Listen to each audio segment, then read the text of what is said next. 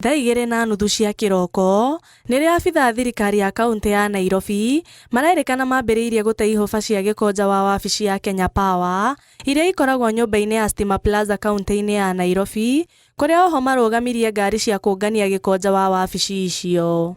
Just after we came into work, the county government trucks came with loads of garbage.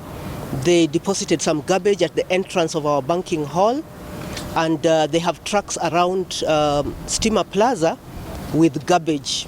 Kũrerĩkana gĩcanjama gĩkĩ gĩcũngĩrĩirio nĩ ngucanio iria ikoretwo igĩthegea igũrũ rĩa marĩhi ma thitima, gũkĩrĩkana gĩtũthũkĩte thikũ 3 tu thutha wa kambuni ya Kenya Power gũcokia thitima cia wabici cia kaũntĩ ya Nairobi, thutha wacio gũkorwo irengetwo ihinda rĩa thikũ 6 nĩ ũndũ wa thirĩ wa ciringi birioni 3.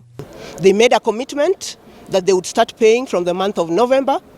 But since that time, they have not met their end of their bargain. We have written reminders to them without response. And last week, we went ahead and disabled the supply at their installations because of unpaid bills. Mwandĩki wa kaũntĩ ya Nairobi Godfrey Akumali agĩtetera itua rĩrĩ rĩa gũtee ihũba cia gĩko nja wa Kenya Power, oigĩte yuma njĩra ĩmwe ya kũhinyĩrĩria Kenya Power yambe ĩrĩhe mathirĩ marĩa ĩnamo ma kaũntĩ ma mũigana wa ciringi birioni 4.8 ma kũgereria waya ciao mĩgũnda-inĩ ya Nairobi. Further, KPLC owes Nairobi City County Government a total of 17 million on land rates for this current year. It is our considered opinion as the county government of Nairobi that KPLC has an obligation to meet its statutory demands.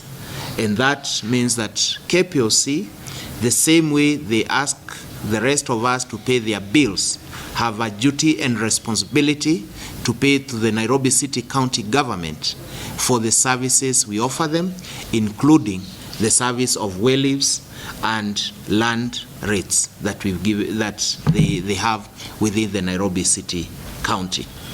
Nake mũrũgamĩrĩri mũnene wa wonjoria kambuni-inĩ ya Kenya Power Rosemary Oduol aigĩte ngucanio ĩno ĩkoretwo ĩgĩthiĩ na mbere kwa ihinda, amu kaũntĩ ya Nairobi nĩ ĩregete gũtĩa wĩiguano ũrĩa mekanĩrĩire wa kũrĩa kaũntĩ ya mbere ĩrĩhe mathirĩ marĩa marĩkĩtie gũthũrimwo ma mũigana wa ciringi birioni 1.5. Nairobi City County over time has continued to raise issue with their bills, and we have had discussions. Over the last 2 years, we went to a process together with them to look at their dispute. And our team, together with their team, went out to verify the supplies, to verify the bills, and the process is just near completion.